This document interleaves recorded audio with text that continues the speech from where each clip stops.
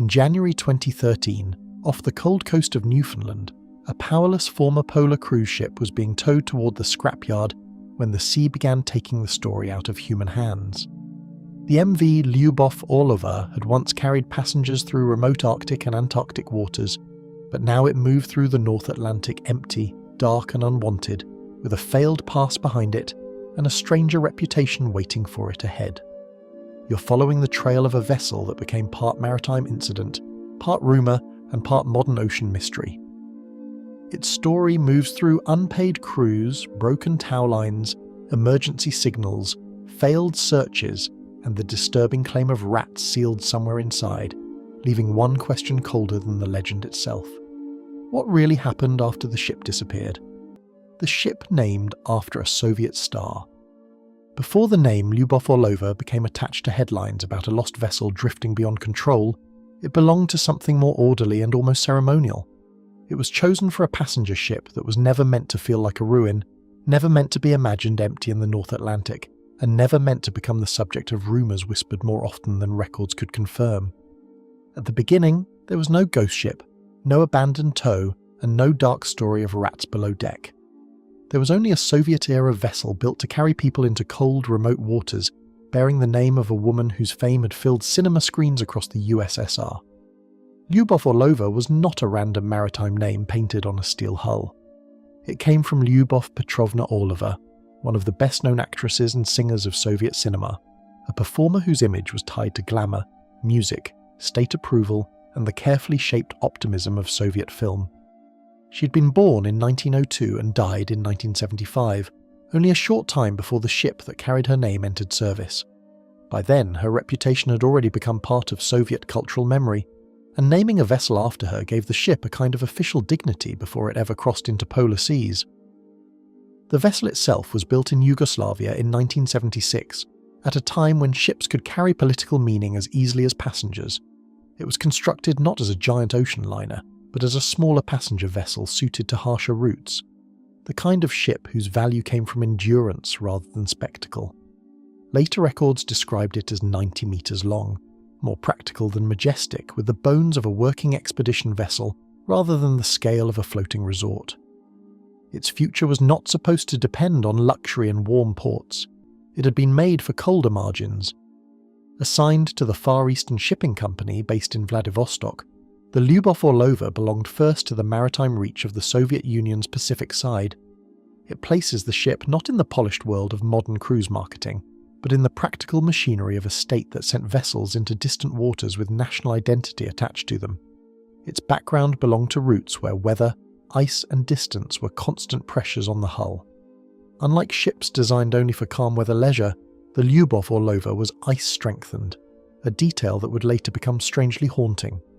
The same structural quality that allowed it to work around Arctic waters also helped create the image of a stubborn vessel that could survive longer than expected after people had given up on it. In its proper life, that strength was practical. It meant the ship could operate in regions where ordinary cruise vessels did not belong, taking passengers into places defined by ice, darkness, remote coastlines, and the knowledge that rescue was never as close as it felt on a brochure. For years, the vessel worked in the world of expedition travel, where a cruise was less about casinos and bright atriums than about reaching the edges of the map. It carried travellers into polar environments, especially the Arctic, and became part of a niche maritime industry built around controlled danger. Cold decks, distant horizons, lectures about wildlife and geography, and the strange comfort of observing wilderness from inside a machine strong enough to enter it. Nothing in that service suggested the ship would later be imagined as a sealed, drifting object, with no crew, no passengers, and no certain destination. The name on the ship created an uneasy contrast even before the darker legend formed. Lyubov Orlova, the actress, represented performance, light, music, and the polished surface of Soviet celebrity, while the ship that inherited her name was built for fog, ice, steel, and isolation. One belonged to screens and stages, the other to sea lanes where visibility could vanish and weather could reduce human planning to guesswork. The contrast would only sharpen with time, because the brighter and more ceremonial the name sounded, the stranger it became when attached to a derelict no one could bring back. Its Soviet connection was not just historical decoration, it shaped how the vessel was remembered, as a product of a particular era made outside the USSR but serving Soviet maritime interests and carrying a name that looked backward into the mythology of state-approved stardom. Even after the Soviet Union collapsed, the name remained, outliving the political world that had given it meaning. The ship continued sailing, but the identity painted on its hull belonged to a vanished country. That is what makes the beginning of the Lyubov Orlova story so unsettling. The vessel did not start as a wreck, an internet mystery, or a piece of maritime folklore. It began as a real passenger ship with a documented builder, a documented purpose, and a name chosen from Soviet cultural history. Its later ghost ship reputation would depend on the collapse of ordinary systems: ownership, maintenance, towing, weather judgment, and the assumption that a large vessel could always be tracked and controlled. But the first layer of the mystery was simpler. A ship built to move through ice was named after a star, and both the ship and the world around it aged. By the time later generations encountered the Lyubov Orlova through stories of an empty ship somewhere in the Atlantic, most of that beginning had been buried beneath the more sensational image. The name no longer called up cinema, music, or the controlled glamour of Soviet film. It called up cold water, vacant cabins, and a vessel that seemed to have slipped loose not only from its tow line, but from its own history. Yet the darker ending only becomes more disturbing when the beginning is clear, because the ship was never designed to be a legend. It first had to become a vessel people trusted enough to take into the ice, from polar cruises to a failing vessel.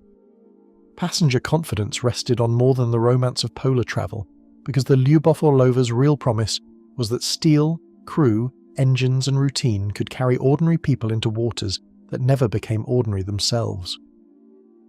Before the vessel became a strange object in maritime memory, it had a life built around movement, schedules, passengers, and destinations that sounded remote even to experienced travellers. The ship did not need to be enormous to feel important in those waters. It only needed to keep working, to push through cold seas with enough reliability that distance could be treated as an experience rather than a warning. That was the fragile agreement behind every polar voyage. The passengers could look out at ice and emptiness because the ship beneath them still belonged to the world of order. Expedition cruising gave the ship a purpose different from the bright, crowded image of mainstream passenger travel, placing it in a quieter world where the destination mattered more than comfort and every voyage depended on controlled risk. The Lyubov Orlova was not marketed as a floating city, and its scale helped define its role. At 90 metres long, it belonged to the smaller, more practical class of vessels able to carry travellers into places where the scenery was not arranged for them, where the ocean itself set the terms. In that world, adventure was not just a word printed on an itinerary. It was built into the distance from shore, the unpredictability of weather, and the understanding that even a routine day in polar water had to be earned by machinery, preparation, and caution. Northern waters turned that purpose into something physical, surrounding the vessel with cold distances, shifting visibility, and coastlines where the idea of help always felt farther away than the map suggested. The ship was ice-strengthened, and that detail mattered because Arctic cruising was never only about what passengers could see from the deck. It was about where the vessel could safely go, how it could endure contact with harsher environments, and how it could keep moving where ordinary passenger ships would seem out of place.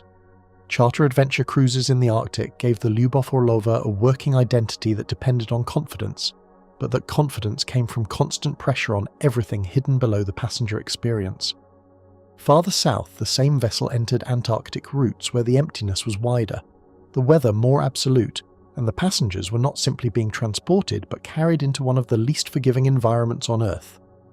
Archived expedition material later listed destinations connected to the vessel's Antarctic service, including the Antarctic Peninsula, South Georgia, and the Falkland Islands.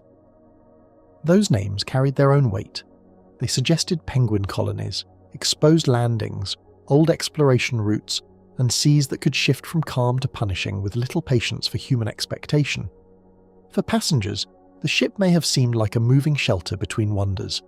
For the crew and operators, it was a machine that had to keep proving it still belonged there. Inside its working years, the Lyubov Orlova still held the familiar signs of a passenger ship. From cabins and dining spaces to lounges, briefing areas, medical facilities and communications meant to reassure people far from shore. It had 59 outside cabins with private facilities, a dining room, a presentation room, a lounge and bar, a polar-themed library, and a clinic with a licensed doctor. Ship-to-shore communications through satellite, iridium phone, and email gave the vessel another layer of connection to the wider world.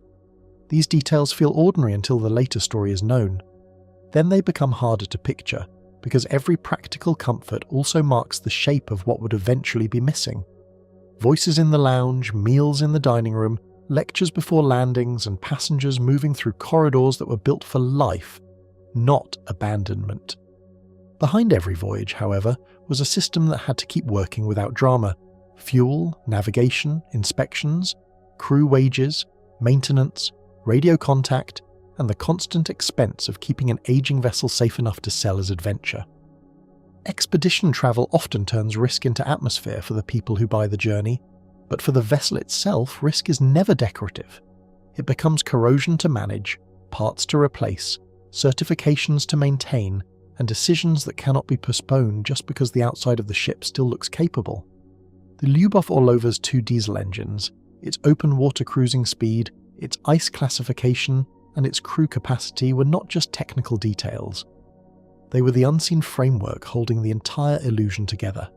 Age changed the meaning of the ship's strength, turning its ice-capable hull from a symbol of endurance into a reminder that durability could not protect everything around it from wearing down. A ship can be built for hard water and still be vulnerable to money, management, and time. Its steel may be strong, but its future depends on people continuing to believe that repairs are worth making, that schedules are worth keeping, and that the cost of remaining operational is still less than the value of the voyages ahead. The Lyubov Orlova had once been useful because it could go where few passenger vessels were expected to go, yet that same specialized purpose made its decline more complicated. When a polar vessel starts to fail, it does not simply become old. It becomes expensive in ways that ordinary nostalgia cannot solve. Financial pressure ended what weather and distance had not, and by 2010 the vessel's decommissioning marked the point where its past life no longer had enough value to keep it moving. That fact is quiet compared with the later ghost ship headlines, but it may be the most important change in the vessel's life. Decommissioning did not require a storm, a dramatic accident, or a single disastrous moment at sea. It only required the end of a calculation. Once the ship stopped earning its place in service, its history as an expedition vessel could no longer protect it. The same decks that had once carried travellers toward ice and wildlife now belonged to a ship whose future was being decided by cost. Passenger spaces become unsettling only after they lose their passengers, because a dining room, a corridor, or a cabin still carries the shape of human use long after the human purpose has disappeared. In the Lyubov Orlova's case, that contrast is what gives the early years their darker afterimage. The vessel had been prepared to hold 110 guests and a working staff and crew, but the meaning of those numbers changed once the ship's active life ended. Capacity became emptiness, amenities became remnants, communications became equipment with no travellers to reassure. A clinic that once suggested safety became part of a vessel no longer defined by care, service, or return. Maintenance records and maritime decisions could make the decline sound administrative, but the real change was simpler and colder. The ship had stopped being a journey and had become something waiting for disposal. Its polar career had given it a reputation for endurance, yet endurance alone was not enough to keep a vessel alive. By the time its expedition life was over, the Lyubov Orlova had already begun the quiet transformation that would make its later story possible. It was still recognizable as the same ship that had moved through Arctic and Antarctic waters, but its role had changed completely. No longer a vessel people boarded with anticipation, it was becoming a leftover piece of maritime business, too large to ignore and too costly to keep. By the time it reached a harbour that could no longer ignore it, the Lyubov Orlova was not arriving as a traveller, but as a problem with nowhere clean to go. Stranded in St. John's Harbour, no clean destination awaited it in Newfoundland, only a harbour where the Lyubov Orlova's problems stopped moving with the ship and began settling around it in plain sight. After years of carrying passengers into remote northern waters, the vessel arrived at St. John's not as a symbol of endurance, but as something caught between a past that no longer paid for itself and a future no one seemed ready to control. The cold port did not make the ship strange by itself. What made it unsettling was the quiet change in its role. A vessel built to cross ice had reached a place where it could not simply sail away, and the story that would later become a ghost ship legend began with something far less dramatic than an empty ocean. Harbour stillness made the contrast sharper, because a vessel built to cross remote ice now sat within reach of land, while its future became more uncertain by the day. In polar service, distance had given the ship meaning. In port, distance was replaced by visibility. Anyone looking toward the waterfront could see the dark shape of a passenger vessel that still looked capable from the outside, even as the machinery of ownership, payment and responsibility began failing around it. The Lyubov Orlova had once used harbours as pauses between voyages. St. John's became something different. It became a holding place, not between one expedition and the next, but between usefulness and abandonment. Legal pressure gathered quietly around the ship after its arrival, turning unpaid bills and commercial disputes into something that could hold an entire vessel in place. Reports from the time described the vessel as being under arrest after it reached St. John's, with the owner owing about $250,000 to the Canadian charterer Cruise North Expeditions. The dispute was tied to a cancelled cruise, and the ship did not arrive with passengers waiting for the next adventure. It arrived carrying the weight of financial failure. In maritime language, arrest can sound like a technical process, almost ordinary, but for a vessel, it is a powerful word. It means movement has become permission, and permission has been taken away. Crew members remained closest to the consequences, caught inside a situation where the ship's failure was no longer an abstract financial problem, but a daily uncertainty. More than 50 Russian and Ukrainian crew members were reported stranded in St. John's after the vessel was detained. They were not tourists caught in a delay or passengers waiting for a refund. They were seafarers who had lived with the ship's routines, kept its systems working, and depended on wages that had not arrived for months. The contrast was severe. A ship that once carried paying travellers into the Arctic now held workers in limbo, not because of ice, weather, or distance from rescue, but because the business behind the vessel had broken down. Unpaid wages exposed the first human fracture in the story, showing that the Lyubov Orlova's decline had already begun affecting the people who had kept it alive. Reports described crew members who had not been paid for 5 months, with wage claims reaching hundreds of thousands of dollars. That detail matters because it changes the ship from an object into a workplace that had failed its own people. Every corridor and service area still belonged to a vessel with a crewed past, but the relationship between ship and seafarer had been damaged. The people responsible for keeping the vessel alive were now waiting for help themselves, and the ship that depended on them had become part of the reason they could not leave easily.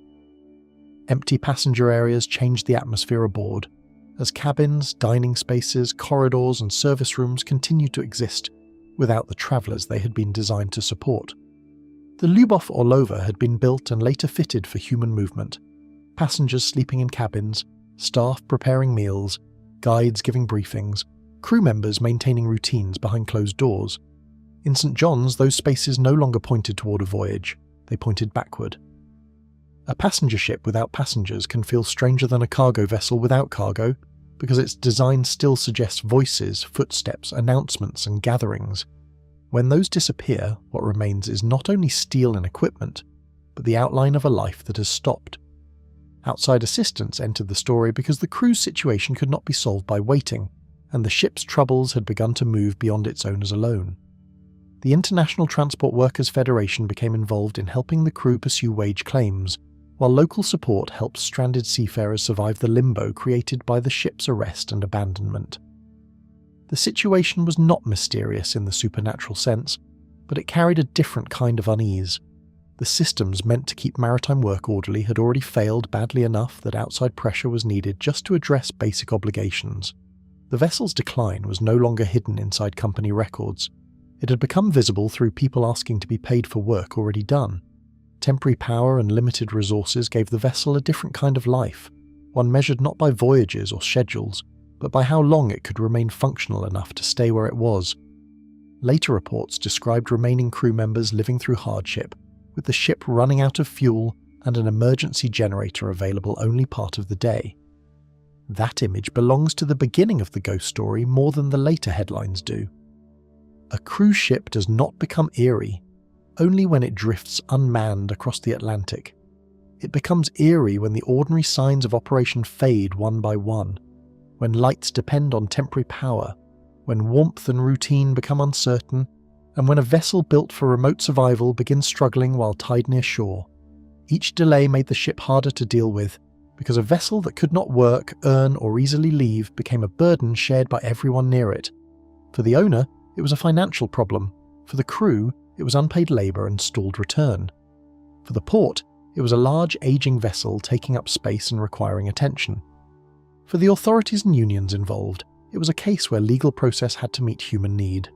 Ships are often spoken of as independent things, as if they belong to the sea more than to paperwork, but the Lyubov Orlova showed how quickly a vessel could be trapped by obligations no engine could overcome. It did not need ice to stop it anymore. Abandonment did not announce itself in one dramatic moment, but arrived through unpaid debts, silent passageways, departing crew, and a ship slowly losing every purpose it once had. The Lyubov Orlova still had its name, its hull, its history, and the outward shape of a polar cruise vessel, but the identity beneath those things had been stripped down. It was no longer carrying passengers, it was no longer earning its keep, it was no longer sustained by the full human system that had made its remote voyages possible. Before it ever became a drifting object at sea, it became something almost as troubling in port, a vessel present enough to be seen, but increasingly absent from the life it had been built to serve. With its working life stripped away, the next question was who would be left responsible for the shape it left behind. The derelict no one wanted to keep. Responsibility lingered after everything else had weakened, leaving the Lyubov Orlova tied to St. John's as a vessel whose presence had become harder to explain than its past. It had already stopped being a working cruise ship, and the human crisis around its stranded crew had revealed how far its systems of ownership and obligation had collapsed. But even after those immediate problems began to shift, the ship itself remained.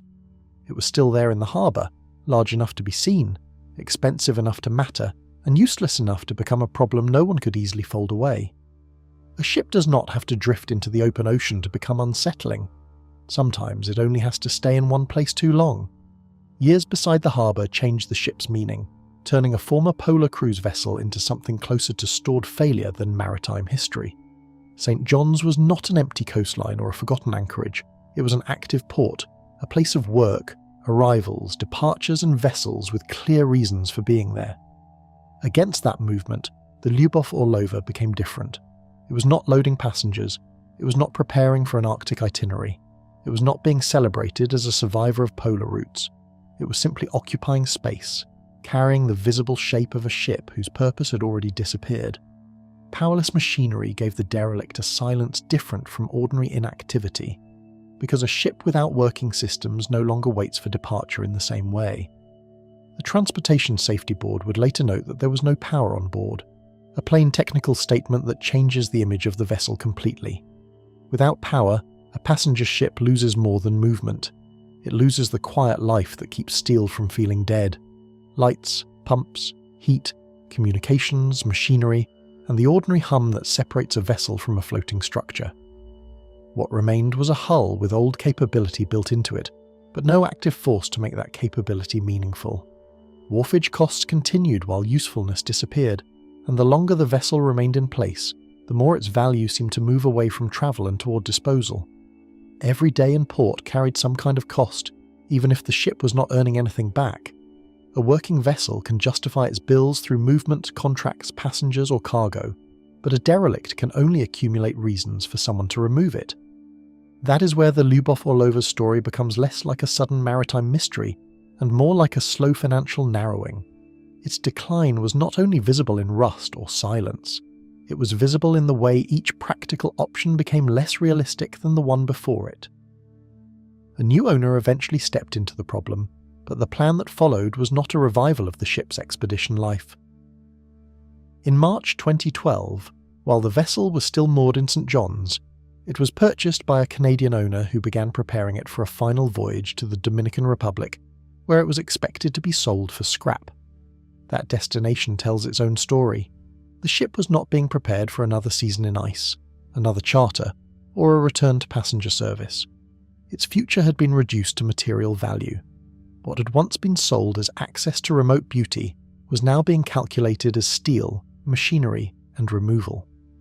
Restoring movement under its own power sounded cleaner than towing a dead vessel, yet the work needed to make that possible proved too expensive and extensive.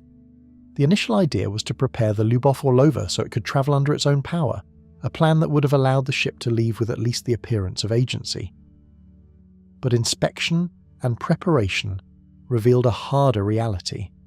The task was too large, too costly, and too impractical for a vessel whose final destination was not a new working life but a scrapyard.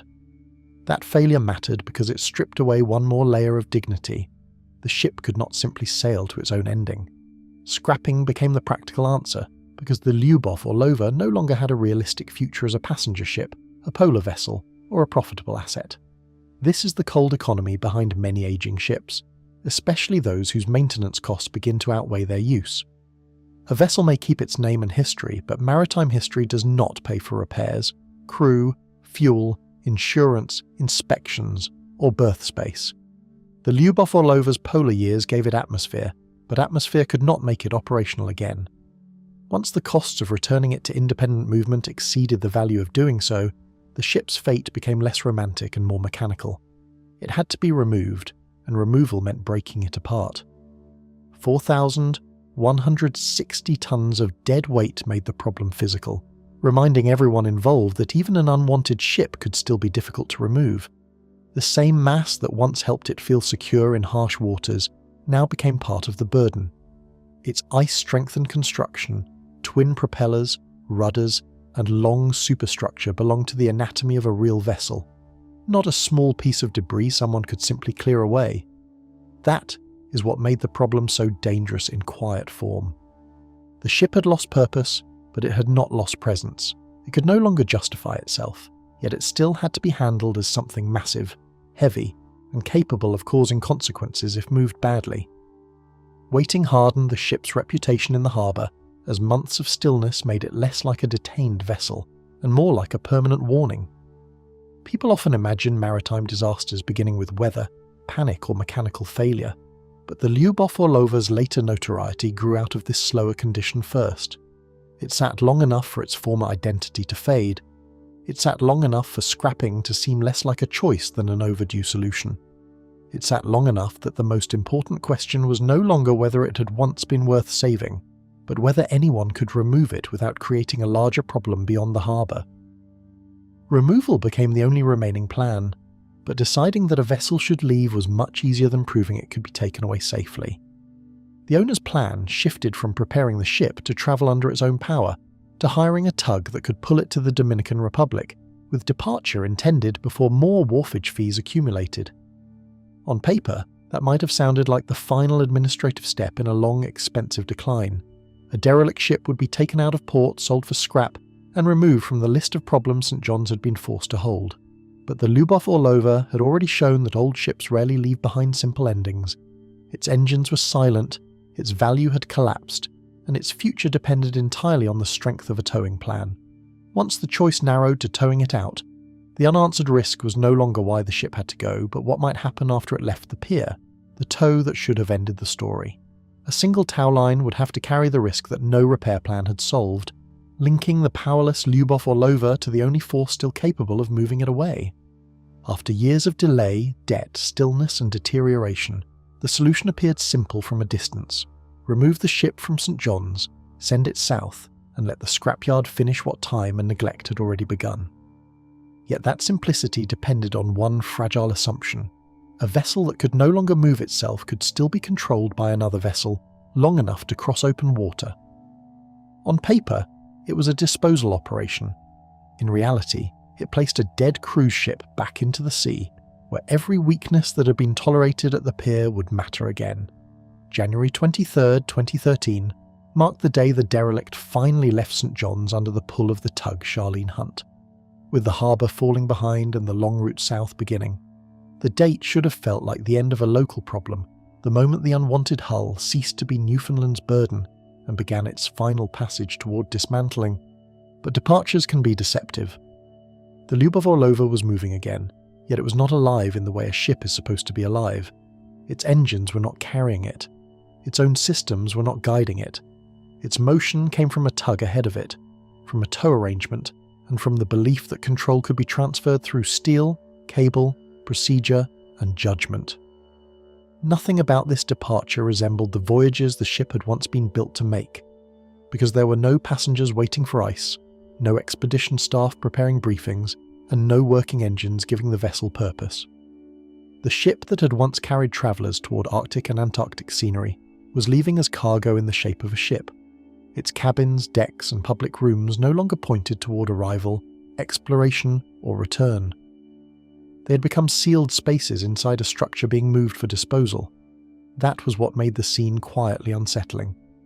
The Lyubov Orlova still looked like a passenger vessel, but the reason for its movement had completely changed. Southward lay the Dominican Republic, not as a port of renewal, but as the place where the ship's remaining value would be measured in scrap. The destination stripped away any illusion that this was another chapter in the vessel's working life. It was not being sent toward repair or reassignment. It was being sent toward the final economy of old ships, where names, histories, routes, and former passengers no longer decide worth. Steel does, machinery does. Anything that can be cut out, removed, sold, or broken down becomes more important than the memory of what the ship once did. For the Lyubov Orlova, the route south was not a rescue. It was the last practical answer left. Earlier plans had imagined a cleaner ending, with the vessel made ready to travel under its own power, but that possibility disappeared when the required work proved too costly and extensive. That failed option matters because it shows how far the ship had fallen before it ever left the pier. A self-propelled voyage would have given the vessel at least the outward dignity of a final passage under its own machinery. It would still have been headed for the breaker's yard, but it would have done so as a ship capable of answering commands from within itself. Instead, the effort required to restore that ability was judged too great for a vessel whose destination was destruction. The Lyubov Orlova would not sail to its ending, it would be pulled there. Deadweight mattered now more than history, because the Lyubov Orlova had become thousands of tons of powerless steel dependent on control from somewhere else. Reports later described the vessel as having no power aboard, and that detail changed the meaning of the entire operation. Without power, it could not maneuver as an active ship would. It could not compensate with its own propulsion if the tow became difficult. It could not respond like a vessel still participating in its own movement. Its old identity as an ice-strengthened passenger ship remained visible, but functionally it had become a massive object behind a tug, moving only because something else was strong enough to pull it. Control rested with the Charlene Hunt, the active vessel in an uneasy pairing that placed a much smaller working tug ahead of a dead cruise ship. In any towing operation, the tug is not simply leading the way, it becomes the source of motion, discipline, and direction for whatever follows. That relationship can look orderly from shore, especially at the moment of departure, when the lines are set, the route is known, and the intention is clear. But the imbalance was impossible to ignore. One vessel had power and crew, the other had size, drag, inertia, and the silent weight of everything that could no longer function on its own.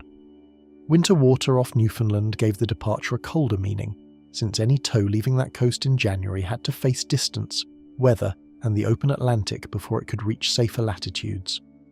The route south may have suggested warmth on a map, but the first part of the journey belonged to a harsher region. Newfoundland's offshore waters are not gentle simply because a ship has been removed from port, and January did not offer the kind of season that makes risk feel distant. The tow began in a place where wind, swell, cold, and darkness could turn even a practical operation into a test of endurance. The Lyubov Orlova had once been built for harsh waters, but this time it was not entering them as a prepared expedition vessel. It was entering them as a powerless derelict. Disposal had taken the shape of a voyage, but the movement was only an illusion of return, dragging a former passenger ship toward dismantling instead of service. That contradiction sat at the centre of the tow. The ship was leaving the harbour but not regaining its life. It was crossing water but not travelling in any meaningful human sense. It had a destination but not a future. Every mile south was supposed to bring the story closer to an ordinary ending, the kind that would leave behind documents, fees, scrap metal, and nothing that could trouble the sea again. Yet the very act of moving the vessel revealed how much uncertainty had been pushed into the tow itself. Beyond the harbour's shelter, the arrangement became more exposed with every mile, and the quiet assumptions made at the pier began to meet the force of open water. The ship that had waited for years was finally gone from the place that had held it, but removal was not the same as resolution.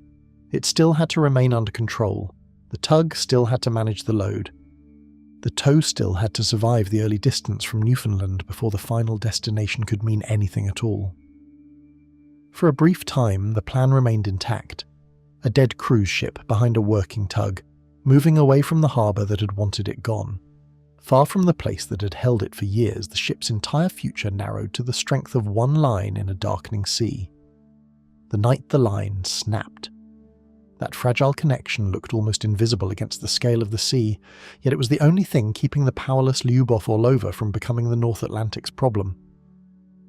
Behind the tug Charlene Hunt, the old cruise ship followed without engines of its own, without passengers, and without any ability to correct its movement if the tow became unstable. The arrangement had carried the ship away from St. John's and into the waters off Newfoundland, where distance began to change the meaning of control. What had seemed like removal at the pier now depended on tension, timing, weather, and the strength of a towing system being asked to hold thousands of tons in winter seas. Forecast warnings gave the departure a darker edge once the tug and tow moved beyond the protected waters near St. John's and into a coast already known for punishing conditions. Gale warnings and freezing spray warnings had been part of the weather picture before the voyage, but forecasts can feel abstract until a vessel has no shelter left around it. The Lyubov Orlova had crossed harsh waters before, but this time it was not entering them as an active expedition ship. It had no power aboard and no crew inside working its engines. It was no longer a vessel pushing through weather, it was a deadweight being pulled through it. For a time, the arrangement still appeared to be working, with the Charlene Hunt pulling ahead and the empty cruise ship following behind like a burden that had finally agreed to leave. The tug and tow travelled south after leaving St. John's, and for hours the plan remained intact enough to resemble a final passage. The scrapyard destination still existed on the route ahead. The harbour was no longer holding the ship.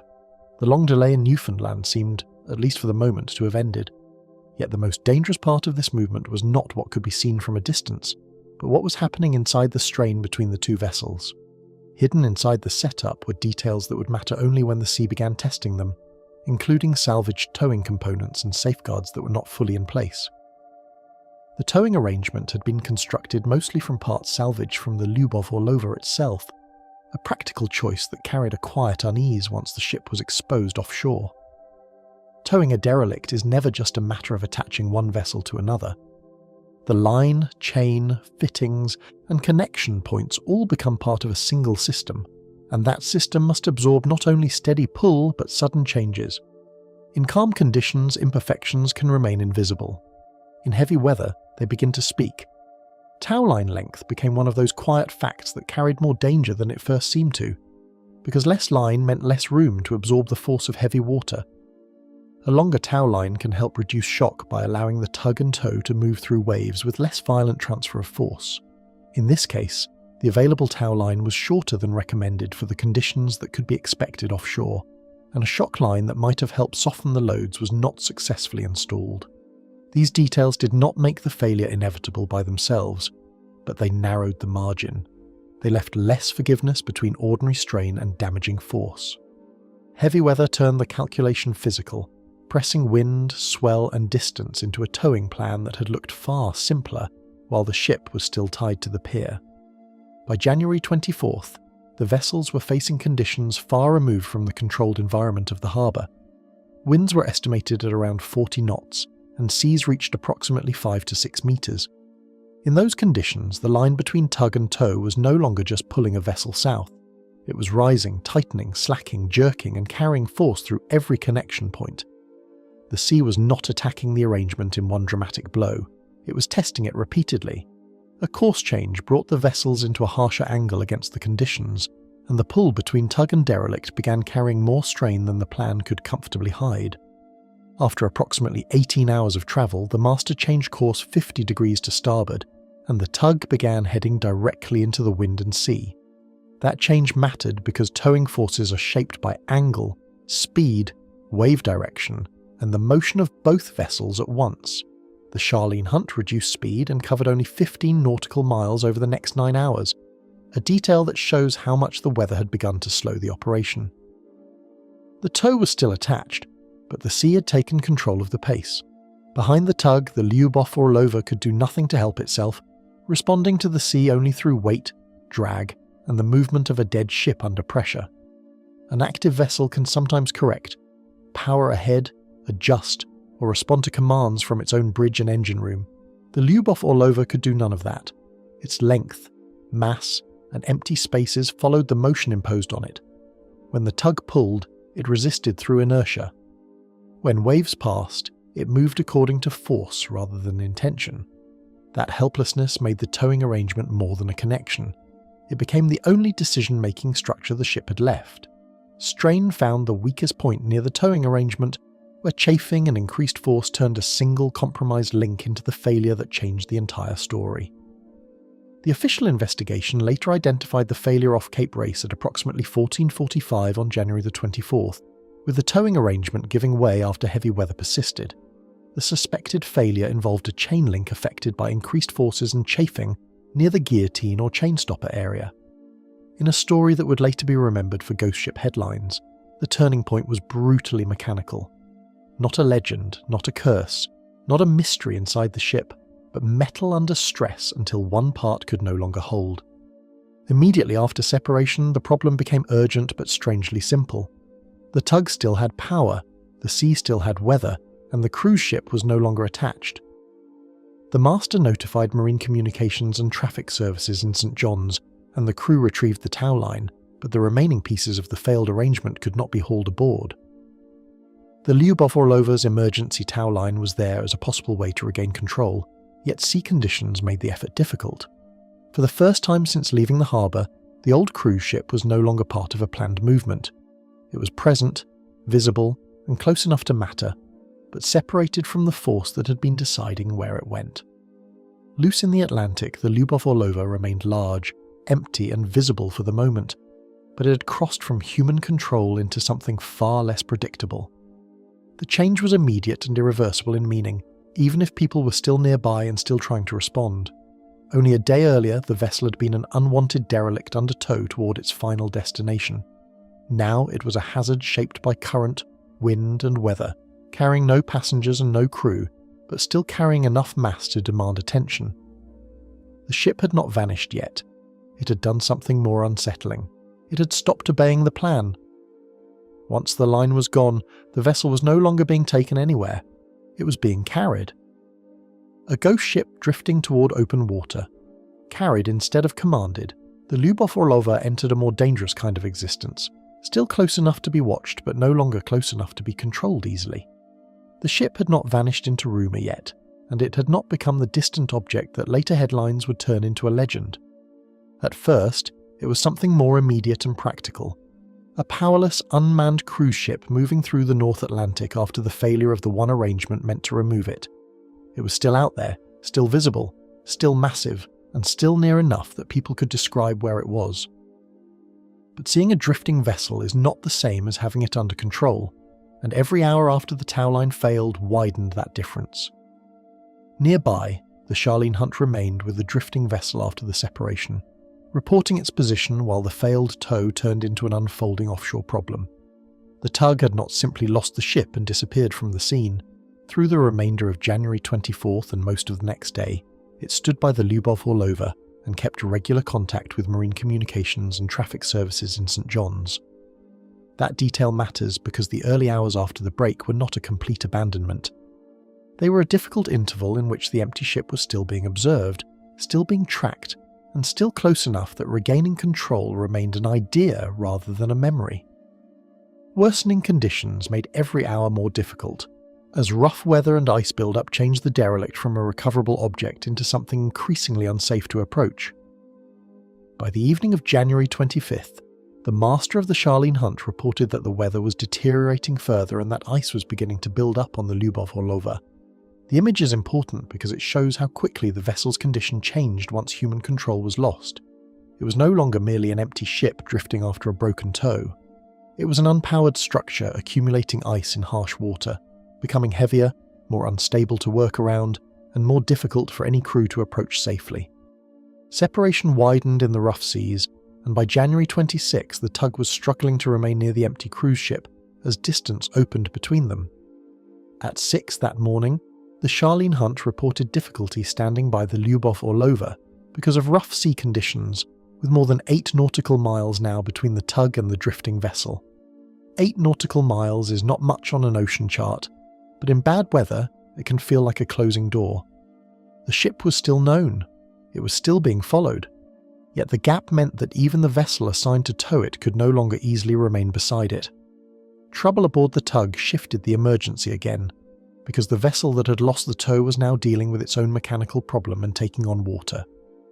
Later that morning, the Charlene Hunt reported water entering the engine room from a broken discharge valve. The failure forced the tug to leave the Lyubov Orlova and head back towards St. John's, with the Canadian Coast Guard ship Cape Roger tasked to meet it and escort it towards sheltered waters. In that moment, the situation changed completely. The only vessel that had been standing by the derelict now had to save itself first, and the powerless cruise ship was left to continue moving without the one nearby presence still connected to its failed removal. Unmanned and adrift, the Lyubov Orlova became more than an owner's failed disposal job. It became a moving hazard in waters where other structures and vessels had to be protected. A derelict tied up in harbour is a local burden, but a derelict loose offshore becomes a problem that can drift into other people's lives. Its empty decks and silent machinery did not make it harmless.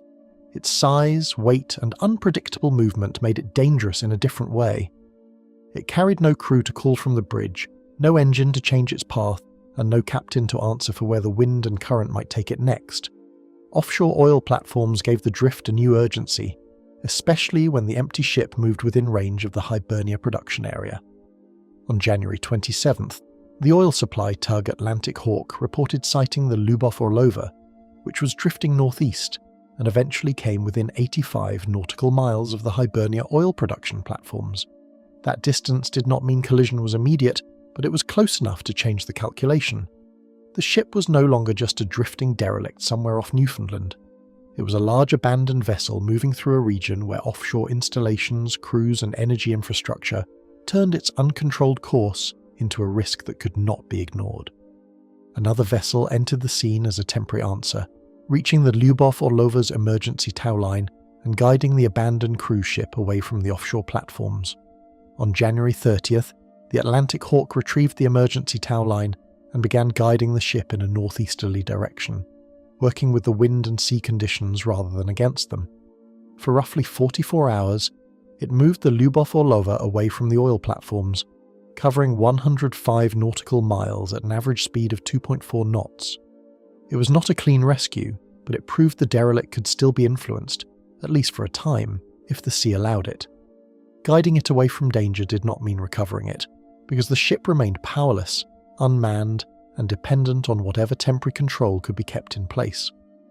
The Atlantic Hawk's task was not to restore the Lyubov Orlova to its old purpose, or even complete the original voyage south. It was to protect the offshore platforms by moving the ship out of their path. That distinction is what makes the episode so uneasy. The vessel was under some measure of control again, but only in a limited temporary sense. It had not been secured as a stable tow headed safely back to port. It had been redirected away from one danger while the larger problem remained unresolved. A planned handoff offered one more chance to bring the derelict back towards St. John's, with the Maersk Challenger brought in to take over the tow. Once the Lyubov Orlova was clear of the oil platforms, Transport Canada contracted the Maersk Challenger to take over and return the vessel to Newfoundland, with St. John's approximately 250 nautical miles away. This should have marked the return of order to the story. A stronger response had been organised, the immediate risk to offshore installations had been reduced, and the abandoned ship had a new intended direction. But the sea had already shown that intention was not enough. One more failure ended that chance, as the emergency tow line gave way after the course changed towards St. John's, and the ship slipped beyond practical recovery again. On February 2nd, the Maersk Challenger took over the tow from the Atlantic Hawk, changed course for St. John's and began towing the derelict into the sea conditions. Shortly afterward, the emergency tow line failed. The failure did not repeat the same exact moment as the first lost tow, but it carried the same consequence in a colder form. The ship that had been pulled away from danger could not be brought back under lasting control, and every attempt to turn it into a manageable object had ended with another broken connection. With every broken connection, the empty vessel seemed less like something left behind and more like something closing itself off from the world that had built it. The empty corridors below deck. Behind that closing silence was another part of the story, hidden below the decks where the Lyubov Orlova's abandoned spaces could no longer explain themselves. From outside, the ship was a drifting hazard, a former cruise vessel being moved by wind, current, and failed human plans. But the reason it began to feel stranger than an ordinary derelict came from what people imagined inside it. It was not a tanker, a barge, or a stripped industrial shell. It had been built and later operated as a passenger ship, with rooms designed for people to sleep, eat, gather, listen, recover, and stay connected while travelling through some of the most remote waters on Earth. Once those rooms were empty, the ship's silence became more than absence. It became a question. Designed for human presence, the ship had once carried travellers through polar waters, with room for passengers, crew, routines, and the ordinary movements that make a vessel feel alive. Its recorded capacity was 110 guests, supported by the working systems and staff required to keep an expedition vessel functioning far from port. That number matters because it gives scale to the emptiness that followed. A ship built for a handful of workers feels different when abandoned than a vessel arranged for more than 100 travellers. The Lyubov Orlova's interior had been shaped around temporary human life, where footsteps, voices, meals, announcements, and daily schedules helped turn steel compartments into something familiar. When all of that disappeared, every empty room became a reminder that the ship had not been designed to be alone. Public rooms would have held the clearest absence because dining areas, lounges, bars, and presentation spaces only make sense when people are gathered inside them. In its working years, those rooms gave structure to polar travel. Meals after cold hours on deck, briefings before landings, conversations in the lounge, and the small rituals that helped passengers feel anchored while the ship moved through extreme places. Once the vessel was powerless and unmanned, those same rooms could only suggest what had stopped. Tables, seating areas, and open spaces meant for groups would have become silent shapes inside a moving hull, still arranged for a community that no longer existed. The eeriness came from that unfinished arrangement, as if the ship still remembered how it was supposed to be used, even when no one remained to use it. A polar-themed library gave the emptiness a stranger meaning, turning a room once meant to explain remote places into part of a remote mystery itself. A library aboard an expedition ship is not just decoration. It belongs to the idea that passengers are not merely travelling through polar regions, but trying to understand them through maps, natural history, exploration accounts, and the language of science. Inside the abandoned Lyubov Orlova, that purpose would have inverted. The room that once helped interpret the Arctic and Antarctic had become sealed within a vessel that people ashore were now trying to interpret from a distance. The ship itself had become the unread object, and the more it drifted beyond reach, the more its own interior became like a closed book no one could open. Cabins carried a quieter kind of unease, since private rooms on a passenger ship are built around the assumption that someone will return to them. The Lyubov Orlova had 59 outside cabins with private facilities, ordinary details that become more unsettling once the ship is imagined empty. Cabins are intimate spaces even when they are temporary.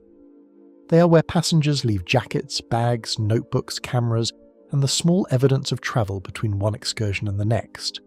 No claim has to be made about what remained inside after the ship's final tow failed. The documented layout is enough. Rows of cabins aboard a powerless drifting vessel created the impression of a place designed for sleep, privacy, and return, with no one aboard to use any of it. Each closed door suggested a room meant to hold a person for only a night or two at a time, now carried through the Atlantic without a schedule, a steward, or a destination. Medical space once suggested safety aboard the vessel, but a clinic without crew, passengers, or a doctor only deepened the sense of a ship cut off from care. During its active expedition years, the presence of a clinic and licensed doctor would have reassured travellers entering regions where ordinary help was far away. It was a practical necessity in polar service, part of the system that allowed remote travel to feel controlled. But on an abandoned ship, a clinic becomes a symbol of the opposite. It suggests preparedness that no longer protects anyone, safety equipment without patience, and a room built for emergency care inside a vessel that had itself become the emergency. In that reversal, the ship's old comforts became darker, because every space designed to reduce fear now quietly proved how far beyond help the vessel had gone. Communication equipment had once connected the ship to the world beyond the horizon, yet that reassurance meant little once the vessel was powerless and beyond easy recovery. The Lyubov Orlova had been listed with ship-to-shore communications, including satellite systems, iridium phone and email access, details that once made distance feel manageable for passengers. Those systems belonged to a time when the ship could report, receive, coordinate and reassure. After the vessel became unmanned and adrift, the idea of communication changed. The outside world could track signals, sightings and reports, but the ship itself had no voice in the human sense. It could be located for a time, but not spoken with. That made its silence different from ordinary radio silence, because there was no captain choosing not to answer, no crew trying to repair the problem, and no one aboard to explain what the ship had become. Without power, every interior space changed character, because lights, pumps, heat, ventilation, and mechanical sound are what keep a ship from feeling entirely dead. Power is the hidden heartbeat of a vessel. It makes corridors visible, keeps air moving, supports equipment, warms spaces, and fills the background with the low mechanical presence people stop noticing until it is gone. The official record that the Lyubov Orlova had no power aboard is one of the simplest and most important facts in the story. It means the interior was not merely empty, it was cut off from the systems that make emptiness feel temporary. Darkness inside a ship is not the same as darkness in an unused building, because the darkness moves with the hull, shifts with the sea, and belongs to a structure still being carried across water. Cold and neglect could do their work quietly, turning ordinary passenger areas into damp, dark, sealed compartments shaped more by weather than by human routine. An abandoned vessel at sea does not need dramatic damage to become disturbing. Salt air, moisture, darkness, cold, and lack of maintenance can transform familiar rooms by degrees. Doors no longer open for passengers. Corridors no longer guide anyone to meals or briefings. Windows no longer frame scenery for people who chose to be there. The ship's interior may not have been visible to the public after it drifted away, but that invisibility made the image stronger. What could not be confirmed could still be pictured, and the mind filled those unseen rooms with the slow consequences of being left alone at sea. Shipboard decay carries a particular kind of menace, because it happens inside spaces built to resist it. Passenger vessels are made to hide harshness from the people aboard them, softening the sea through lighting, heating, service, and routine. But once those systems fail, the sea begins entering the story indirectly, through condensation, cold surfaces, dark stairways, stale air, and the constant movement of the hull. The Lyubov Orlova's interior did not have to be shown to become unsettling. Its known purpose was enough. A place once designed to make remote travel feel safe had become sealed inside the very remoteness it used to control. Stories of ghost ships often begin outside, with a vessel seen drifting at sea, but the fear grows stronger when people start imagining what remains inside. The Lyubov Orlova's image was fed by that mental shift. It was no longer only a former cruise ship moving across the ocean without a crew. It was a sealed passenger vessel with cabins, public rooms, medical space, communications equipment, and darkened systems, all moving farther from the world that had once made them useful. The ghost ship label did not need supernatural evidence. It grew from the documented fact of human spaces emptied, powerless, and carried beyond easy reach. Inside that silence, the next rumour found enough darkness to begin moving on its own. The rats that became the legend. What moved next was not a confirmed sighting from inside the Lyubov Orlova, but a darker idea that began filling the spaces no one could inspect. The ship was already strange enough without it. An empty cruise vessel, powerless, unmanned, drifting somewhere beyond easy reach after more than one failed attempt to bring it back. Yet public attention often needs one image strong enough to carry a complicated story, and the Lyubov Orlova found that image in the thought of life still moving aboard a dead ship. Not human life, not a surviving crew, something smaller, hidden, and harder to prove. The abandoned vessel had become a container for uncertainty, and uncertainty left room for a rumour that sounded as if it had crawled out of the ship's darkened lower decks. Rats aboard an idle vessel were not impossible, especially on a ship that had spent years tied up, neglected and disconnected from ordinary maintenance. Ports have always carried the risk of pests, and ships can offer shelter, warmth, food scraps, storage areas, hidden spaces, and long routes between places. That basic possibility was not what made the Lyubov Orlova famous. A ship with rats would not, by itself, have created an international ghost story. What mattered was the timing and the setting. The vessel was no longer sitting where anyone could simply board it, inspect it, or dismiss the claim. It had drifted into the kind of distance where a possible infestation could become something much harder to challenge. An abandoned passenger ship made the claim easier to imagine, because sealed cabins, powerless corridors, and empty service areas gave the rumour somewhere to live. The public did not picture rats on an open deck in daylight. They pictured them below, in the spaces already made unsettling by absence, behind closed cabin doors, near storage rooms, inside service areas, under furniture, and along passageways no one was walking anymore. The documented layout of the ship gave the story shape, even where evidence did not. It had once held passengers, meals, supplies, and human routines, which meant people could easily imagine what might happen when those routines stopped and no one remained to keep the vessel clean, lit, or controlled. What made the image especially persistent was that it did not need to be proven before it felt plausible. A drifting ship could not defend itself against the story forming around it. No crew could issue a clear correction from the deck. No inspector could step inside and describe what was actually there. No photograph from below could separate decay from exaggeration. The interior had become unreachable, and unreachable spaces often change the way people think about evidence. Instead of asking what had been confirmed, the public began to picture what could be hiding there, and the darker the possibility became, the more memorable the ship seemed. Speculation hardened into something more frightening when the story shifted from possible rats to animals supposedly surviving by feeding on one another. That was the phrase that changed everything. Rats aboard sounded like a maritime pest problem. Cannibalistic rats sounded like a nightmare sealed inside steel. The claim suggested not only infestation, but hunger, isolation, and a hidden ecosystem forming inside a derelict ship no one could reach. Yet this was where the story moved beyond what had been verified. There were reports and concerns, but no confirmed inspection of the drifting vessel that proved a living population of cannibal rats was aboard while the ship moved across the Atlantic. Biohazard concerns gave the rumour a practical edge, since an uncontrolled vessel coming ashore with foreign pests would have been more than a strange headline. If an abandoned ship did carry rats or other pests, then its arrival on land could create environmental, health, or quarantine concerns, especially if it drifted toward a coastline without warning. That practical concern helped the story feel less like pure invention. It gave the fear a real-world frame. The issue was not only that rats were disturbing to imagine inside a ghost ship. The issue was that a derelict vessel, uninspected and uncontrolled, could carry unknown problems into places not prepared to receive them. That is why the rumour worked on two levels at once. On the surface, it was gruesome and easy to repeat, the kind of phrase that could make a lost vessel famous far beyond maritime circles.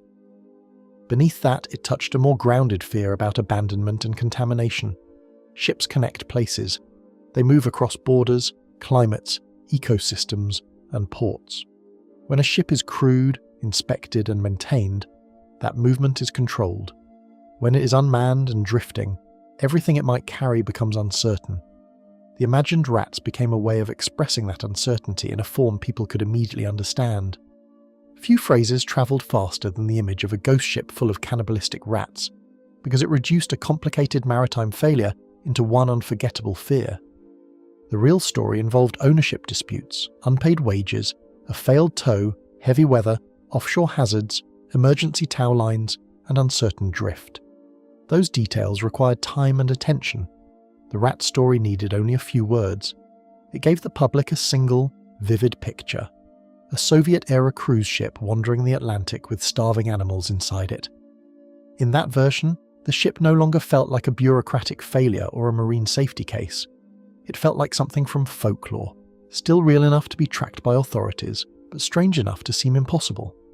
Official silence did not mean confirmation, but the lack of direct access to the vessel left authorities with little ability to prove what was happening inside. Once the Lyubov Orlova moved beyond easy recovery, the interior became unreachable in practical terms. No one could walk its passageways, open its compartments, or check whether the stories matched the reality. This is where the legend gained strength. A claim does not need strong evidence to spread when the place it describes cannot be inspected. The ship's absence from human reach gave the rumour protection. It could not be easily proven, but it could not be easily erased from public imagination either. Uncertainty became the strongest fuel for the legend, because what could not be checked was often repeated as though it had already been seen. The language around the ship began to shift from caution to certainty in the way rumours often do. Could be became was. May have became full of. A possibility became an image, and the image became the version many people remembered. That transformation matters because it shows how ghost stories can form around modern events without anything supernatural taking place. They grow from gaps in information, from official limits, from dramatic headlines, and from the human instinct to fill unseen spaces with the most disturbing thing that might be there. The rat story also changed the emotional scale of the vessel. Without it, the Lyubov Orlova was a derelict ship lost after a failed tow, serious and strange, but still explainable through maritime failure. With it, the ship seemed to carry a secret interior life, one that no chart, beacon, or official report could fully address.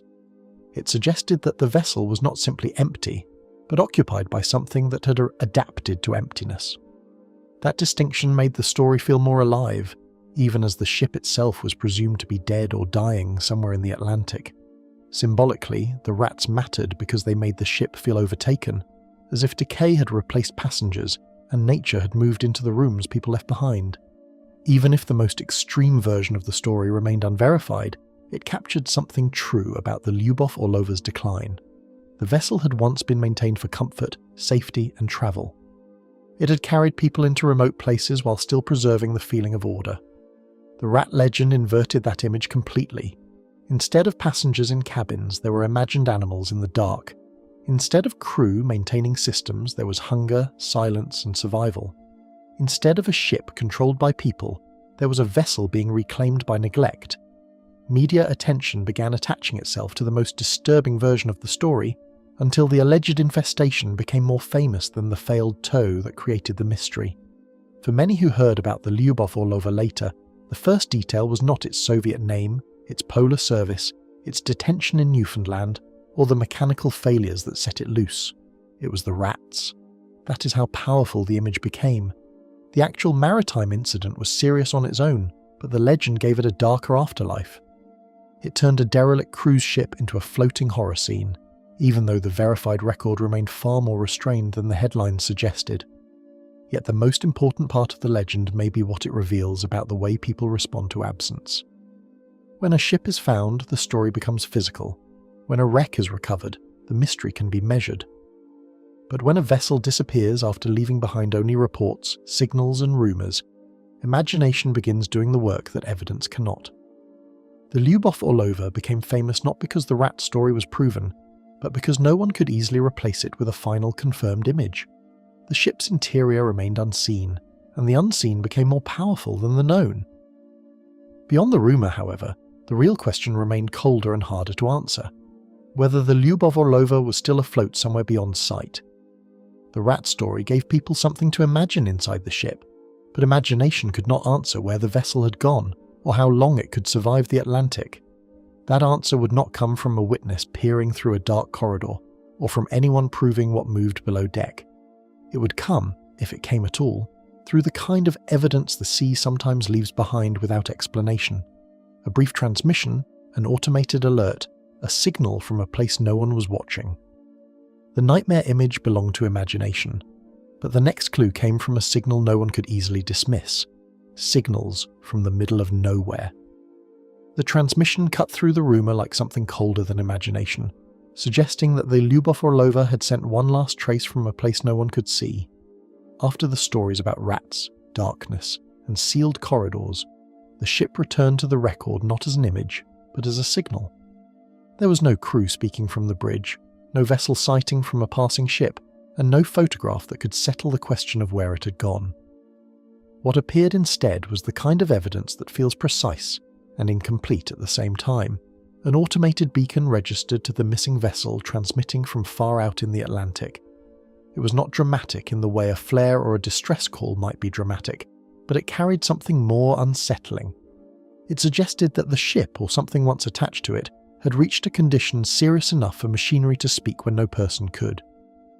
A signal changed the story because it did not come from a witness, a headline, or a frightening theory about what might have been moving inside the ship. It came from equipment, from the practical emergency systems that ships carry for moments when ordinary control has already failed. That made it more difficult to dismiss than the legend surrounding the vessel, but it also made it more unsettling. A beacon can tell searchers where a distress event may be unfolding, yet it cannot explain what has happened around it. It gives a position, not a story. It gives an alert, not a body of evidence waiting neatly on the surface. In a case already shaped by distance and rumour, the beacon seemed to offer something firmer, but even that firmness ended almost as soon as anyone tried to hold it.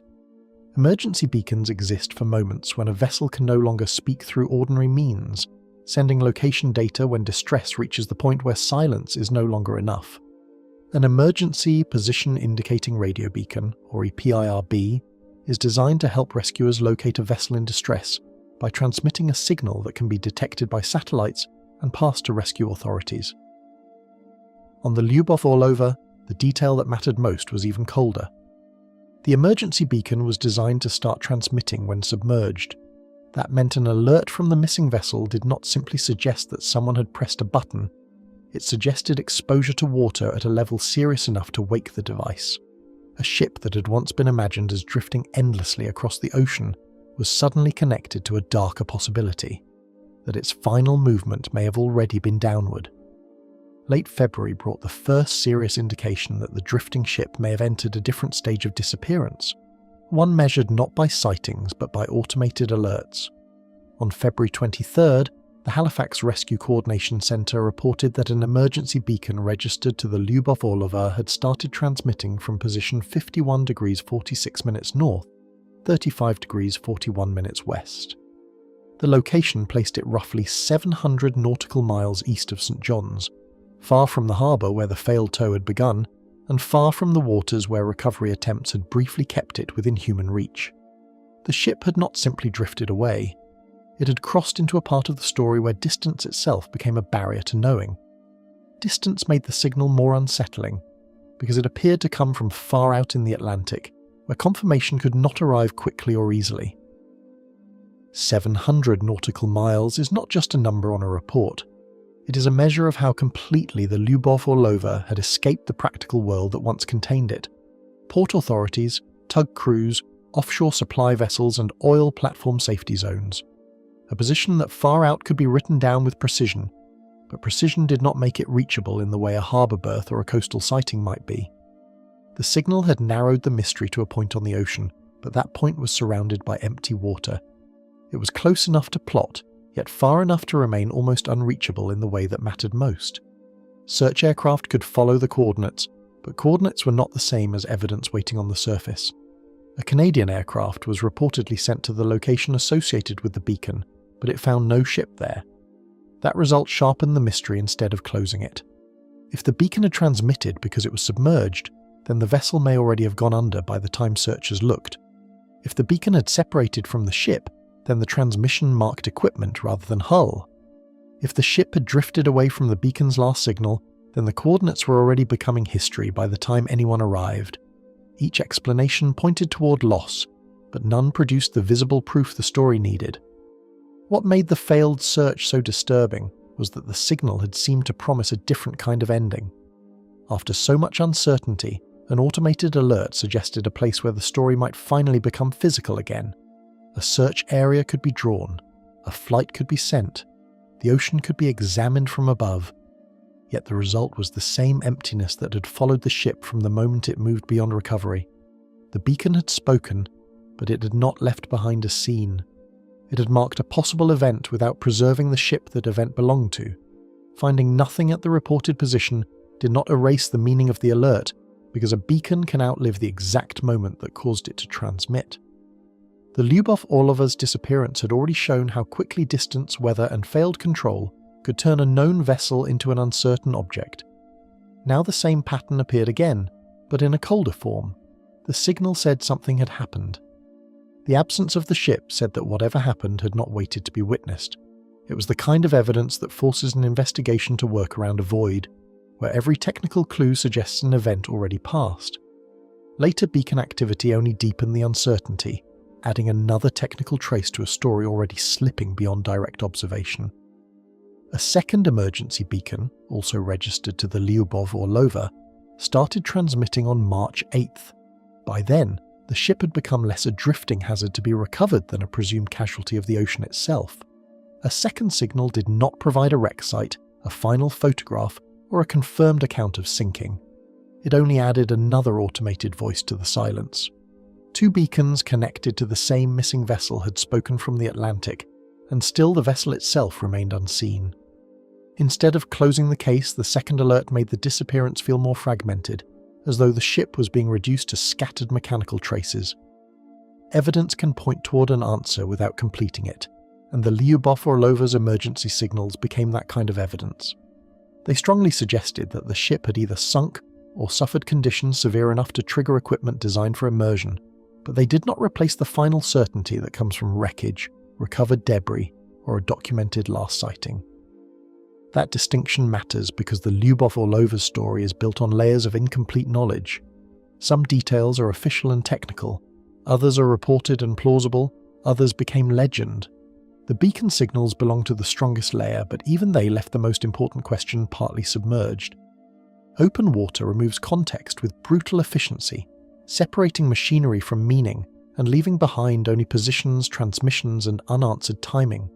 On land, an emergency signal can often lead searchers to a vehicle, a person, or a scene that can be examined. At sea, a signal can mark a moment without preserving the thing that caused it. Waves move evidence. Weather erases surfaces. A sinking vessel leaves no outline behind unless someone is there to see it, or later finds the wreck. The Atlantic did not need to hide the Lyubov Orlova dramatically. It only needed to keep moving. In that kind of water, even a large vessel can become a past tense object before anyone has time to confirm where the present ended. After the alerts, the question changed from where the ghost ship might drift to whether there was still a ship left above the water at all. The rat legend had imagined life inside the vessel, but the beacon signals suggested the possibility that the entire interior had already gone below the surface.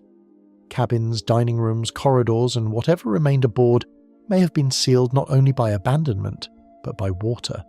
And still, there was no final image. The story had reached the point where the most convincing clue was also one of the most frustrating. Proof that something had happened, without the proof of what remained. The signal gave searchers a place to look, but the ocean refused to give them the ship, the search that found nothing. Arriving at the coordinates should have offered clarity, but the place marked by the signal held only open water and the absence of the ship it was supposed to reveal. After weeks of drift, failed recovery, rumours and automated alerts, the Lyubov Orlova seemed to have given the world one final chance to locate it. A beacon had pointed toward a position in the Atlantic, and that position could be written down with precision. But precision is not the same as proof at sea. When the search did not reveal the vessel, the mystery changed again. It was no longer only about where the ship had gone, it was about how something so large could leave behind so little. Size made the disappearance harder to accept, because the Lyubov Orlova was a 90-metre passenger vessel, not a small object that could easily be dismissed as lost debris. It had decks, cabins, public rooms, machinery spaces, a hull built for difficult waters, and a long enough profile that it should have seemed visible against the surface of the ocean. But size becomes deceptive once a vessel is no longer reporting, steering, or moving along a known route. The North Atlantic does not need to make a ship vanish instantly. It only needs to move it far enough from its last confirmed position that every new search begins with uncertainty. Reported positions gave searchers direction, yet direction was not the same as discovery when the Atlantic kept shifting everything that might have remained on the surface. A beacon signal could identify where an alert had been transmitted, but it could not guarantee that the ship was still there when aircraft arrived. If the vessel had already sunk, the surface would show little or nothing. If the beacon had separated from the ship, then the signal would mark equipment rather than the hull. If wind and current had moved the derelict after the alert, then the coordinates would already be part of the past. Each possibility widened the gap between locating a signal and finding the ship. That gap is where modern searches can become most frustrating because every clue must be treated as both useful and incomplete. A position gives searchers a centre, but not a guaranteed target. A time gives investigators a starting point, but not a frozen scene. A drift estimate can suggest where an object may have moved, but it cannot undo the hours already lost to weather, distance, and the sea's constant motion. The Lyubov Orlova's case became unsettling because the evidence seemed to keep pointing somewhere, yet each place it pointed to failed to hold the ship long enough to be confirmed. Satellite imagery promised a colder kind of certainty, but distant shapes on ocean photographs could suggest possibilities without proving the missing vessel had been found. From above, the sea can appear measurable, divided into frames and coordinates, but it remains crowded with ambiguity. Foam lines, waves, floating debris, cloud shadows, and unrelated objects can all create the impression of a target when seen from a distance. Possible sightings had to be checked against movement, timing, scale, and location, and even then they could dissolve into false positives. The technology could narrow attention, but it could not force the ocean to present the correct answer. Modern tracking systems can make the sea seem smaller than it is, until a powerless, unmanned ship stops transmitting useful information and slips outside ordinary visibility. A working vessel can be followed through communications, navigation reports, radar contacts, port calls, and predictable intent. The Lyubov Orlova had none of that once it was adrift. It had no crew to report its condition, no engine-driven course, no active voyage plan, and no human decision-making aboard. Without those ordinary signals of life, it became an object moved by external forces rather than by navigation. That made it harder to treat as a ship in the usual sense, because it no longer behaved like one. The search was not simply looking for a vessel that had gone missing, it was looking for a vessel that had stopped participating in the systems used to find vessels. There was no captain correcting course, no engine noise to carry it along a chosen path, no scheduled arrival to compare against, and no steady stream of information from aboard. The ship could only be understood from outside through signals, sightings, predictions, and the behaviour of the water around it. Once those outside signs became scattered, the Lyubov Orlova turned into a moving question rather than a fixed object. Drift predictions offered educated guesses rather than fixed answers, using wind, current, weather, and timing to estimate where the ship might have gone after its last known trace. Such models can be useful, but they are not certainty. They depend on information that changes constantly, and even small errors can grow over time across hundreds of nautical miles. A derelict vessel does not drift like a simple point on a chart. Its shape, height above the water, hull condition, possible flooding, wind exposure, and angle to the sea can all influence movement. The longer the Lyubov Orlova remained unobserved, the larger the possible search area became. North Atlantic conditions kept changing the search itself, as storms, currents, swell, and distance could move the vessel or scatter evidence before anyone reached it. The same waters that had strained the tow line and frustrated recovery efforts could also erase the later trail. Weather can hide a ship from aircraft, complicate satellite interpretation, and make surface searches dangerous or impractical. If the vessel sank, debris might not stay near the sinking point for long. If it remained afloat, it could continue drifting beyond the area where searchers expected it to be. The sea did not have to choose one method of concealment. It had many. Even debris would not necessarily have solved the story unless it could be identified and tied to the ship with confidence. The ocean can scatter fragments far from where they began, break objects apart, submerge heavier pieces, and leave lighter material moving on the surface long after the main hull has disappeared. In a case shaped by time and distance, a searcher might find something without knowing whether it belonged to the Lyubov Orlova, or miss something because it had already been carried outside the area being checked. The absence of evidence did not make the search careless. It showed how little the Atlantic was required to return. Sinking without witnesses leaves almost nothing for the world to hold on to, especially when no crew, nearby ship or camera records the final minutes. Many maritime losses become understandable because someone sees the last moment, recovers wreckage, hears a distress call, or later surveys the seabed. The Lyubov Orlova offered no such clean sequence. No one confirmed seeing it go down. No final photograph placed it at the surface moments before sinking. No wreck was recovered to show the damage or the position of its last rest. The evidence pointed strongly toward loss, but the dramatic final scene remained missing. Presumed lost was not the same as found, and that distinction kept the Lyubov Orlova suspended between official likelihood and public imagination.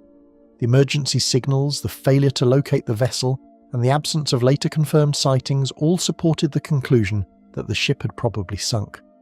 But probability leaves a different mark than proof. A confirmed wreck gives a story a fixed ending, a place, a depth, a physical object that can be named. Presumption leaves the ship in a colder space, not exactly alive in the public mind, but not fully closed either. That uncertainty allowed the ghost ship image to remain stronger than a simple disposal accident. The failure to recover a wreck also protected the strangest versions of the story from being fully corrected. A discovered hull could have ended the speculation, or at least changed its shape. It could have shown where the ship came to rest, whether it broke apart, whether anything remained recognizable, and whether the rumors had any physical basis at all. Without that final object, every part of the story remained separated. The official record, the beacon signals, the failed searches, the media legend, and the imagined interior. The ship had become a mystery made of pieces that no one could bring back together. Unsuccessful searches strengthened the ghost ship image because each empty result made the vessel feel less like a missing object and more like something the ocean had absorbed. The more searches failed to produce a final sighting or wreck, the more the Lyubov Orlova seemed to belong to the water rather than to any report written about it. Its story had moved from Soviet origin to polar service, from harbour detention to failed towing, from drifting hazard to rumour, then from signal to silence. The search did not destroy the mystery. It defined its edges. It showed where evidence ended and where the Atlantic began refusing to give anything back. When the search returned without the ship, its final answer belonged to the water that had taken it from view. The ghost ship the ocean kept. What remained after that absence was not certainty, but a story made stronger by the fact that its final proof had disappeared beneath the same water that concealed the ship. The Lyubov Orlova had reached the end of the evidence not with a witnessed sinking, a recovered wreck, or a final photograph, but with silence after signals and searches that could not bring it back. That silence gave the ship a strange afterlife. It was no longer only a failed tow or an abandoned cruise vessel, or a derelict that had become too expensive to keep. It became something harder to close, a real ship with a documented past, a probable ending, and a final location the ocean never confirmed. Beneath the legend was a documented vessel, not a fictional apparition, with a real service history, a real detention, a real failed tow, and a real investigation behind its strange reputation. The story did not begin as folklore. It began with a passenger ship named after a Soviet star, built for cold water service, and later used in expedition travel through remote polar regions. It carried people into landscapes defined by ice, distance, and controlled danger before its working life collapsed into debt, detention, neglect, and disposal. That documented history matters because it keeps the Lyubov Orlova from becoming only a ghost story. The vessel was real long before the legend found it. Ordinary failures built the mystery piece by piece, beginning with money, neglect, aging machinery, unpaid obligations, difficult weather, and decisions that only looked simple before the sea tested them. There was no single moment at the beginning where the story turned supernatural or inexplicable.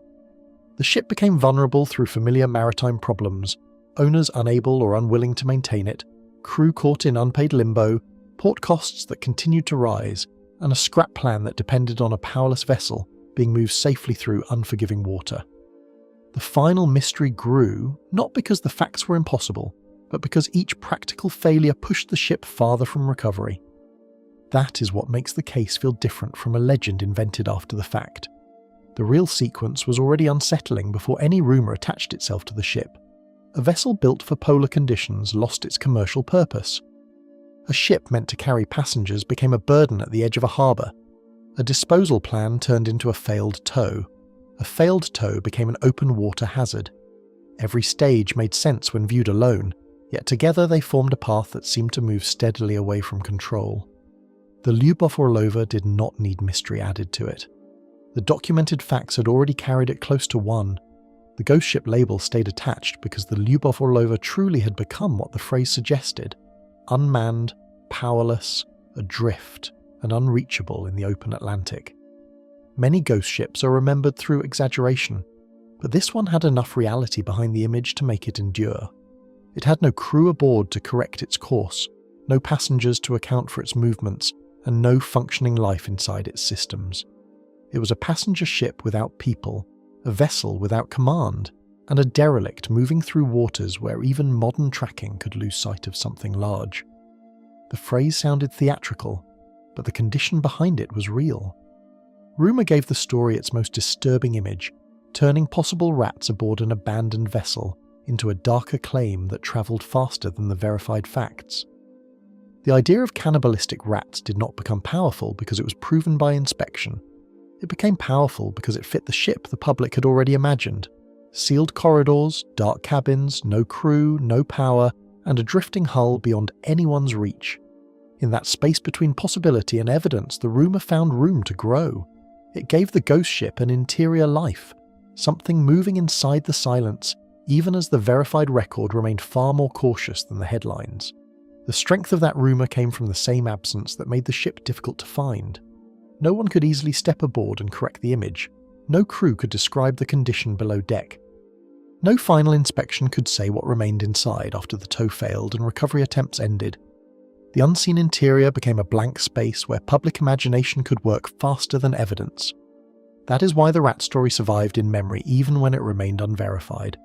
It gave people something to picture inside a ship that had otherwise become too distant, too technical, and too silent to understand. Verified evidence kept pulling the legend back toward reality, from the broken towing arrangement and failed recovery attempts to the emergency beacons that suggested the ship's final descent. The Lyubov Orlova was not remembered only because of rumour. It was remembered because the official and reported facts were already unsettling enough. A tow failed in heavy weather. Recovery attempts did not hold. The vessel drifted near offshore infrastructure. Emergency beacons later transmitted from far out in the Atlantic.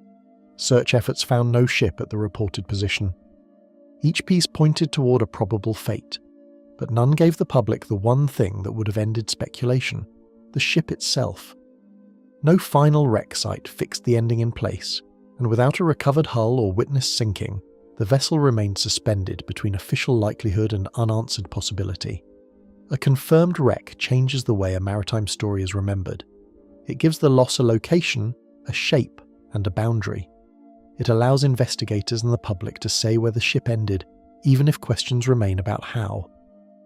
The Lyubov Orlova never received that kind of closure. It was presumed sunk, but presumption is not the same as seeing the wreck on the seabed, or recovering debris that can be tied directly to the final moment. This uncertainty does not mean the ship is still wandering somewhere intact, and it does not make the wildest version of the legend true. It means the story ended in the frustrating space between strong evidence and physical confirmation. The emergency beacons suggested a serious event, possibly submersion. The searches failed to locate the vessel. The later absence of confirmed sightings made continued drifting less likely. But the missing wreck left a narrow opening that the public imagination never fully closed. In that opening, the Lyubov Orlova remained more memorable than many ships whose endings were better documented. Deep Atlantic water became the last archive, holding whatever remained of the ship beyond the reach of ordinary investigation, public curiosity, and the headlines that followed it. The ocean does not preserve stories in the way people want them preserved.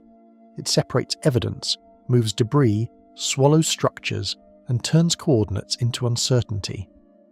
If the Lyubov Orlova sank, then its final condition may exist somewhere below the surface, unseen and unverified, stripped of the dramatic imagery that surrounded it in life and in rumour. There may be no dark ship still roaming the Atlantic, but there may also be no easy way to show exactly where the roaming stopped. Its unresolved power comes from the space between fact and folklore, where a real maritime casualty became a ghost story without ever needing anything supernatural. The facts created the frame. The rumours filled the dark spaces. The missing wreck kept the frame open. That combination made the Lyubov Orlova different from ordinary derelicts that are scrapped, recovered, or quietly forgotten. It became memorable because every part of the story seemed to resist completion. The ship had been named, built, used, detained, sold, towed, lost, tracked, and searched for, yet the final proof remained outside human possession. By the end, the ship's transformation was complete. Soviet-named passenger vessel, polar cruiser, abandoned harbour burden, failed tow, drifting hazard, rumour, signal, and absence. Each stage removed another layer of its original purpose until nothing remained but the question that followed it into the Atlantic. The vessel that once carried people through remote waters became a story carried by uncertainty itself. Some parts could be documented, some parts had to be corrected, some parts could only be imagined, and somewhere beyond all of them was the final physical truth, hidden in water too wide to answer back. The MV Lyubov Orlova is still unsettling because the ocean kept the proof, while the world kept wondering what was still hidden in the story.